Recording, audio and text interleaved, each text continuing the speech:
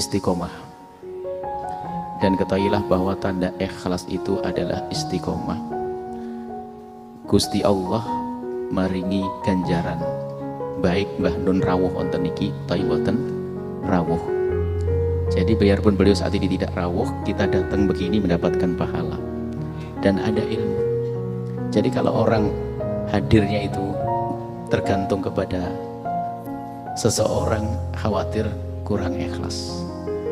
Tapi ini tondo-tondo ini orang ikhlas semuanya, Masya Allah. Dan ini awet jamaah ini dari tahun berapa waktu itu, subhanallah, sampai hari ini. Dan semoga ini tanda ikhlas, dan semoga ini perkumpulan juga muqaddimah perkumpulan di surga nanti. Amin, amin. Ingin mengulas dari apa yang sering disampaikan oleh Mbah Nun. Kalau kita mau ringkas intinya itu gimana kita itu bisa hidup itu kok dengan gaya beliau itu gaya yang riang. Hidup kita tuh harus enak, dengan siapapun ya harus enak. Jangan hidup kita itu dibikin susah, dipenuhi dengan benci dengki. Ini kan renyah, ringan. Hidup tuh harus riang. Dan tahun ini khususnya tahun ini, ilmu-ilmu seperti itu harus kebersamaan. Berbeda-beda cara, model kata dia, atau yang model bajunya nggak penting. Yang penting hatinya satu, bahwasanya kita saling mencintai. Harus kita pastikan bahwa tidak ada benci di antara kita. Ini harus kita pastikan dalam hidup. Biarpun kelihatannya berjubah, pakai imamah begini, tapi kalau hatinya penuh dendam, tidak ada artinya. Dia akan menjadi sampah di masyarakat. Akan tapi orang yang hidup dengan lapang hati, mudah memaafkan, hati penuh cinta, itulah yang dirindu baginda Nabi Sallallahu Alaihi Wasallam. Khususnya di tahun-tahun ini, orang nyebut tahun politik. Tahun politik kan setiap 5 tahun sekali datang. Tetapi kita harus punya rumus hidup yang indah. Ya, sudah diajar oleh guru kita indah. Beliau bisa masuk ke semua kalangan, kan begitu. Tidak ada, jadi tidak boleh ada yang jadi musuh kita. Tidak ada yang boleh jadi musuh. Kita akan menjadikan semua adalah saudara kita, sahabat kita, kawan kita.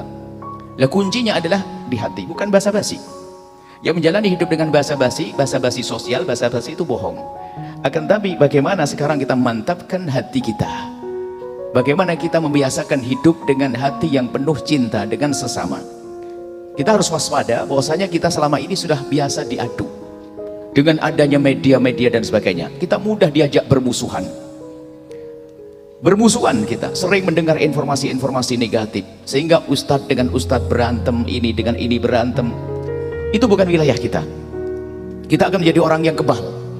Nggak bisa kita diadu domba, nggak bisa kita pokoknya kita harus hebat. Makanya kuncinya adalah hati yang tertata. Sebab kalau orang biasa ribut di mimbar, di median-median besar, itu kalau kita intip di rumahnya suka berantem karo bojone, suka berantem dengan istrinya, karena memang hidupnya hidup tidak baik. Makanya kalau orang hatinya lembut, penuh kasih, biarpun itu bukan saudara, bukan kerabat, tapi hidup indah saling mencintai karena Allah. Itu yang perlu kita hadirkan, khususnya di tahun-tahun ini. Kita sudah sering diadu, pemilihan presiden berantem, pemilihan gubernur ribut, pemilihan bupati, sampai pemilihan lurah.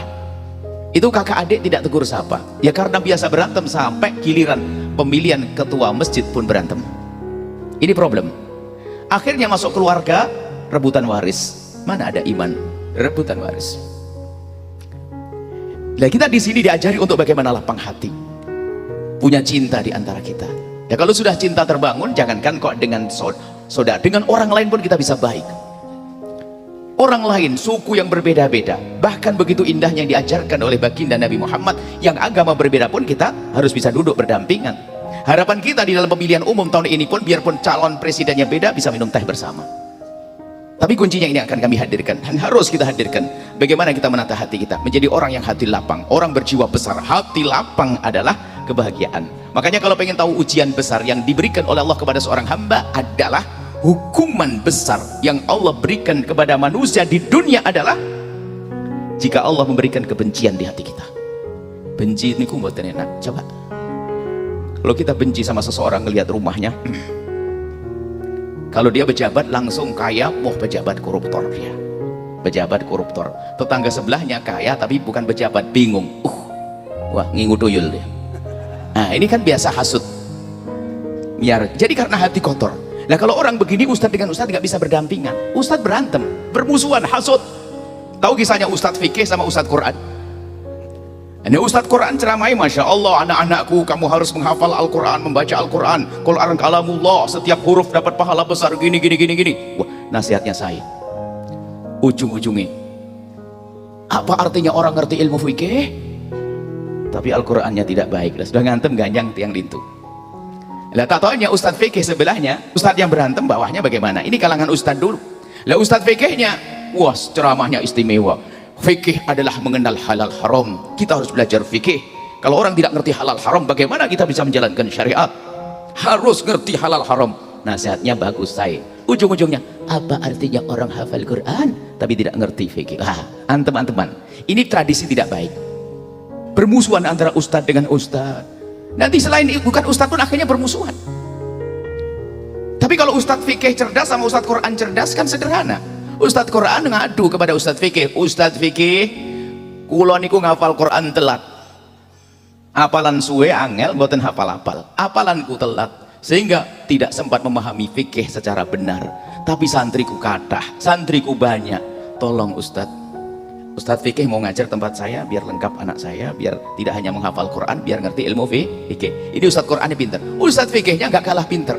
Ustadznya nggak bisa dong gitu Ustadz. Saya itu hanya belajar fikih sampai nggak sempat belajar Al-Quran dengan benar, makanya bacaan saya belepotan. Jadi imam masjid saya pasti nggak berani, cuman belajar fikih. Tapi saya mau ngajar tempatnya antum panjenengan, tapi syaratnya panjenengan ngajar di tempat saya. Itulah orang indah dalam hidup. Kita sebetulnya selalu saling memerlukan. Orang sombong yang tidak perlu dengan yang lainnya. Ketahuilah di kiri kanan kita pasti ada potensi-potensi yang kita butuhkan. Maka jangan merendahkan siapapun. Misalnya ada pondok segede apapun, pondok besar, ustadznya pinter-pinter, santrinya cerdas-cerdas, tapi gak ada ibu yang masak di dapur, mau ngapain santrinya? Maka jangan remehkan orang yang masak di dapur pesantren tersebut. Kelihatannya tukang masak, tapi bisa jejer dengan para ulama-ulama, jejer Imam Syafi'i. Ya gitu, tidak boleh ada yang merendahkan di antara kita. Kayak begini-gini yang paling dekat dengan Allah siapa yang paling tulus? Bukan jaminan, cuman kita bukan jaminan duduk di depan begini lalu paling dekat dengan Nabi, tidak. Cuman kita berlomba. Tapi yang paling tulus di antara kita, hati kita. Kita lanjutkan, kita biasa diadu domba. Maka kuncinya, ayo bagaimana majelis, bagaimana kita ini punya hati yang mudah memaafkan. Harus jangan pulang dari tempat ini kecuali Anda sudah memaafkan kepada dia yang pinjam duit nggak balik-balik, ditelepon malah direcek, digulai neng omahe jarake lunga, tapi sandale lengkap ono kabeh, berarti metu ra sandalan. Wah repot. Di padang bulan untuk bahasa Jawa. Kayaknya Buya Yahya ngerti atine arek-arek. Akhirnya dicari di belakang, barangkali di belakang rumah. Lah tak tahu di belakang rumah, Masya Allah lagi asik ngitung duit. Ngitung duit, nggak bayar utang, ngitung duit. Ngelihat kita yang nagih langsung, ngapain kamu kesini? Waduh, lebih serem dari yang nagih. Ayo data hati, bisa ndak maafkan dia, doain dia dengan doa yang baik. Urusan kita jangan sama urusan yang baik sama kita. Urusan kita dengan orang yang tidak baik dengan kita, bagaimana kita perlakukan dia. 3 model manusia. Yang pertama, jika ada orang berbuat baik terus pun di Kanjeng Nabi, ya kok kalau wonten tiang berbuat baik-baik teng kula balas kesainan. Dijawab oleh Nabi, itu biasa, hal jazaul ihsan ihsan. Lek wong apik mbok balas apik biasa. Wong jahat kali kula tak balas jahat. Ya awakmu padha karo dhek. Terus sing sae terus pundi? Wong sing perilaku Allah marang sira, marang awakmu balas kebaikan. Yang berbuat jelek kamu balas dengan kebaikan, baru istimewa. Kita harus masuk level tinggi ini. Lek hanya membalas kebaikan saja enteng. Bila menikah nanti pulang ke rumah masing-masing cari orang-orang kurang ajar sama kita ini. Kita catat. Loh ini serius ini. Kalau kita bisa tuh jadi wali berjalan di atas bumi. Gak usah jadi wali bukan pakai bajunya. Wali bukan baju, wali itu hati. Bukan baju bisa pakai, semua orang bisa dandani imamah, kelihatan Allah bisa saja. Tapi hati ini perlu berlatih. Berlatih doakan orang yang bermasalah dengan kita, orang kurang ajar sama kita. Kita memberikan kebaikan dimulai dari mendoakan doa yang baik orang bermasalah. Khususnya itu mantan istri, mantan suami, nggak perlu kita dendam. Kadang-kadang mantan suami anaknya diajari, tahu nggak kamu nak, mulai zaman awakmu neng weteng bapakmu tuh tahu, was. Anaknya diajari bermusuhan sama bapaknya. Lah ini kan anak kurang, ini ibu kurang ajar. Tidak ada mantan, nggak ada permusuhan, tidak ada. Kita harus melatih malam ini, kita harus betul-betul lembut hati. Kalau masalah kita dicaci sama orang mah biasa. Nggak usah terlalu baper deh dicaci sama orang. Kaidahnya sederhana, Imam Ghazali ngeten lagi. Lewat tentang yang nyaci kula panjenengan, kalau ada yang mencaci kita, suruh mikir. Kalau memang Anda dicaci, Anda pikir. Kalau Anda tidak seperti caciannya, tinggal ngomong, lah aku tidak seperti itu kok. Kan beres kita. Yang penting aku kan baik. Lah kalau memang kita jelek, ya memang jelek, kenapa harus marah? Memang saya begitu, kenapa? Biarkan saja dicaci. Artinya, jangan gampang kita memberikan reaksi-reaksi negatif. Hari ini kita perlu hari tenang. Kita sudah sering diadu di media, Ustadz diadu. Kadang-kadang dipotong ceramahnya Ustadz untuk dijadikan permusuhan. Memang ada orang kerjaannya seperti itu. Di sana ada orang punya kerjaan ngadu domba merusak umat. Kita harus menjadi juru damai. Damainya di dalam hati. Jadi maka dari itu kita mulai dari hati. Gimana kita menanamkan kecintaan di hati kita dengan sesama. Dimulai dari orang-orang yang tidak baik dengan kita. Kita perlu berlatih. Jangan hanya baik sama orang yang baik saja. Berbuat baik dengan orang yang tidak baik dengan kita, sudah waktunya kita berlatih. Sehingga kalau ada orang model begini nggak akan kebayang dia akan rebutan waris.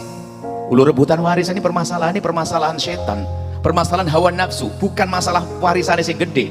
Orang bapak ibu orang sugih melarat, rebutan kursi, patah kaki, tiker robek direbut. Kalau sudah urusan warisan ini urusan hati, bukan urusan peninggalannya yang banyak. Biarpun dia fakir, rebutan, berantem. Dan warisan itu ternyata panas. Setiap ada orang bertanya tentang waris langsung wah marah. Naudzubillah. Lah kemudian bukan saja orang bodoh, yang alim pun kadang masuk wilayah ini. Kiai meninggal dunia, punya anak 2 kiai muda, rebutan kantin pondok orang mari-mari. Kekotoran hati.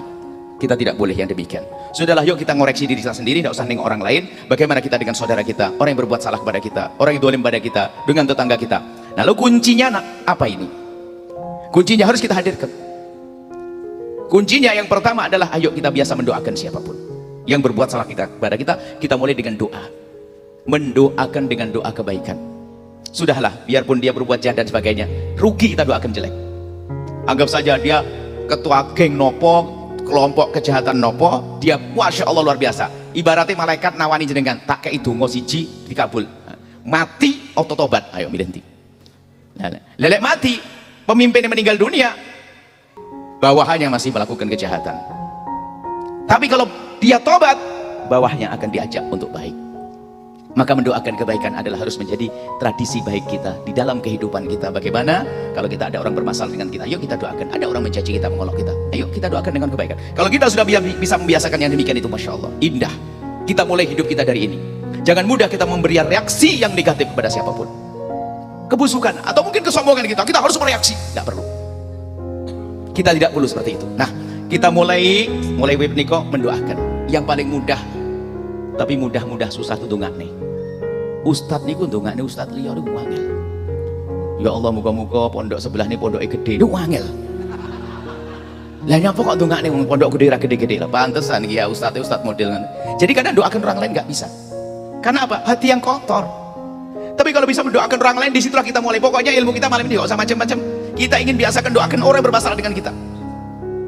Kalau merasa berat, karena ini operasi kotoran hati, dendam. Bayangkan dulu ya, kalau mau berobat niku biasanya dokter kudu memberitahu bahasanya ini penyakit bahaya. Lah dikasih penyakit jerawat, nah nanti biasa, enggak ada obati. Ini kanker, mati kau setelah ini. Ulah berobat. Jadi harus kita tahu bahayanya. Lah orang dendam, dengki, hati kotor itu coba perhatikan. Uripnya, hidupnya tuh susah. Ya tadi ngelihat tetangganya sukses, sakit hati. Ngelihat tetangganya beli mobil, marah. Mobilnya lewat, sakit hati. Padahal juga tidak ngena dia, tidak lampuri orang nyemprong neng rai dia. Tidak mobilnya nyenggol dia, cuman dibuka pintunya wangi padahal katanya bikin pusing. Nah ini orang sampai begitu marahnya kalau anaknya lewat, anaknya dia. Sampai ayam kecil lewat, titik itu gue. Naudzubillah, hidup seperti tidak indah. Makanya dia di neraka sebelum masuk neraka. Tapi kalau orang hatinya lapang, begitu mudah memaafkan, hati penuh cinta. Sehingga dikatakan waliullah adalah orang yang hatinya bersih. Biarpun belum masuk surga, seperti di surga. Kayak gini, orang yang dendam, ketemu asik semuanya dengan cinta. Tidak ada dendam, tidak ada benci. Kalau ada orang mencaci kita, memang kita bukan malaikat, kita ada salah. Kenapa pusing kalau kita dicaci dari Allah? Kok gampang banget kita merasa terhinakan? Kok gampang banget kita merasa direndahkan? Kenapa seperti itu? Memang kita adalah banyak salah, banyak dosa kok. Jadi kadang berlaku pada suami istri loh. Maka kami ingatkan suami istri. Suami istri ini tidak cukup doa suami istri. Jika engkau menemukan kekurangan pasanganmu, jangan sebut sampai engkau mati. Nah, ini kan rumus enak. Jika engkau menemukan kekurangan pada pasanganmu, jangan kau sebut di hadapannya sampai engkau mati. Karena menyebut kekurangan itu nyakiti. Contoh, seorang istri ngomong ke suaminya, atau suaminya ngomong ke istrinya, yang pakai yang lagi. Irungmu kok ngono sih? Irungmu kok ngono, kan kurang ajar. Istri tersinggung. Akhirnya, enggak bang sayang, lambemu kok ngono bang. Balas. Pasti dibalas. Karena apa? Biasa menyebut kejelekannya adalah jelek. Tidak terhormat orang itu. Jangan disebut. Dulu sebelum menikah kita memilih, ya itu jatuh pilihan kita, ya sudah kita hormati dengan segala kekurangannya. Yang menjadikan sempurna orang langsung aja, ya Allah kurang ajar banget tuh, awas ya titen orang kebengi ya. Dalu sholat wudu, sholat titen ya Allah, wangi kurang ajar men ya Allah. Oh muga-muga rezeki akeh. Bojone tambah sayang, anak ilah. Kalau kita bisa begitu, Anda latih saja. Biarpun Anda waktu itu belum serius amat. Tapi kalau Anda sudah terbiasa dengan mendoakan dengan kebaikan, akan terasa Allah Maha tahu kalau Anda berusaha. Seperti di surga kita di dunia, nggak punya dendam, nggak punya permusuhan. Para waliullah itu bukan tidak ada dendam, tapi memerangi dendam jadi enak. Jadi kalau ada seorang kekasih Allah itu didolimi sama seseorang, itu malah membalas kebaikan. Makanya lek kiai kayak hadiah coki RG rahmat, jojo awakmu ngelarak nih hati nih. Oh GR, wah aku dikasih hadiah, awakmu ngelarak nih hati nih mergo kiai ini api, orang gelem jadi dendam nih hati nih, bahane lah hati-hati nih. Jadi kita perlu waspada. Artinya apa gini loh, kekasih Allah itu kalau ingin memerangi kekotoran hati dengan kebaikan, ajib. Makanya nggak ada kejahatan keluar dari dirinya, dijahati ngebalas kebaikan. Dan kita harus mulai saat ini, kita harus bisa mendoakan orang dengan doa kebaikan. Orang itu jahat sama kita nggak ada. Keluarkan dari lisan kita sesuatu yang tidak baik. Pastikan ini majelis istimewa. Ini tanda, makanya kita berani ngomong begini, ini tanda. Insya Allah dari sini akan tersebar kebaikan penjuru. Istiqomah tanda kebaikan. Majelis lembut, majelis indah. Kita pastikan saat ini kayak. Kalau bahasa sederhananya, ya ini sebetulnya kita nggak memberi ilmu baru. Hanya ngehken, ibaratnya ini loh Bu, Pak. Kita itu selama ini nggak pernah lihat di situ ada warung soto. Hanya mergo kita butuh soto baru. Ya Allah neng kono warung ini. Nah, sebetulnya ilmu ini sudah ada di sini. Dari kemarin sudah ada di sini. Cuman tak ngehken gitu loh. Iya Bu, ya. Saya sedikit ya. Memang Mbah Nun sering bilang hati yang selesai. Pernah ngerti ya hati yang selesai? Konsepnya hampir sama, lapang dadanya. Terus bahkan Mbah Nun sering bercerita, bahkan sing nyantet aku lo tak dungakno apik, yang sing nyantet aku lo tak dungakno apik. Nah, ini berarti Mbak Buya Yahya sendiri merasa bahwa itu ora. Lah ibaratnya buku sing ditulis kali beliau ini, Selilit Sang Kiai. Maksudnya kudu ngerti, gara-gara cuilan atau kayu tinggi nggak selilit gak bisa mlebu neraka. Lah awake dhewe gawane ngangkati kayune tanggane ora paham. Lah ini kudu paham, maksudnya aja mek gur seneng hadir tok ning kene tapi ora ngamalne ilmune piye. Gelondongan. Nah, ini harus gitu maknanya seperti itu, ngambil apalagi rebutan waris. Wong selilit tadi dibahas. Lah kok masih hadir majelis di sini rebutan waris, berarti ora ngerti Selilit Sang Kiai. Seperti itu kurang lebihnya. Sebenarnya perlu makna. Jadi kita perlu belajar dari kita, berangkat kita serius. Istiqomah sudah Allah berikan. Tinggal rasanya. Sabrang langsung gabung Sabrang, biar ada Buya ini nyambung aja. Monggo Sabrang. Sallallahu Muhammad. Selalu. Masya Allah. Nah, termasuk ini tahun politik. Makanya kalau pesen, kadang-kadang kalau guyonan, tim sukses begitu kulo. Jadi tim sukses sih kayaknya enak sing ikhlas ora sing. Lah kulo ikhlas, saya ikhlas Bu ya. Alah coba ndak dikai duit. Ndak dikai kursi, ndak dikai anu, ya diem deh. Ya wes lah pancen-pancen awakmu ibu tim sukses ora ikhlas. Tapi sing bener loh. Lah biar tim sukses ora ikhlas tapi bener. Gini loh. Dalam pemilihan presiden, pemilihan gubernur, ngomong apa kok? Cerita apa kok? Oh, tim sukses. Awak mulai ikhlas ora ikhlas. Ikhlas ya. Jajak ikhlas ra kayak duit. Betul. Bener. Wis loh, lek pancen awak ora ikhlas, ora ikhlas tapi sing bener. Lah piye ikhlas ra bener? Sing ora ikhlas tapi bener. Rumus sederhana. Kalau pengen tulisan kalimat ini ditulis jagat. Sanjung calon pilihanmu sesuka hatimu, tapi aja ngelokne pilihane wong liya. Ngono tok. Wis beres. Kalau hidup kita begitu dalam berpolitik, pemilihan, sanjung program-programnya, kau sanjung sesuka hatimu, aja ngelok-ngelokne calone wong liya. Ngono tok, jaga hati. Akhirnya berbeda politik, kita bisa minum teh bersama. Lha saiki sampai iki lok-lokan rantai entek. Jare enak sinten? Kampret kali napa? Cebong ramari aku dadi kampret cebong rapopo dadi wong loro-loro nih. Sebenarnya orang musuhan. Nggak tahu lah maksudku lagi. Ini kita perlu membuat keindahan. Hidup tuh indah. Tanpa itu, biarpun katanya orang ilmunya setinggi apapun, kalau hatinya kotor, nggak punya cinta, nggak punya mahabbah, Ada pilihan Allah, orang tuh lapang, gampang ngapura, ya gitu. Tapi ada orang Masya Allah dendam. Kalau sudah marah sama orang, oh serem. Demi Allah, akan aku tuntut nanti di akhirat. Kalau calon mantu jenengan ngotot iku batal. Serem banget malam buat ini. Nah ini diantara. Nah kalau kita kembali kepada yang disampaikan Cak Nun, kita harus paham pesan-pesan. Jangan sampai hanya pesan-pesan seorang itu adalah dengan renungan yang dalam, tinggal kita menangkapnya seperti apa. Jadi kalau kita cermati ya pesan-pesannya adalah pesan keindahan, pesan kebaikan, pesan kemuliaan. Insya Allah seperti itu. Mungkin Mas Abram mau nyambung.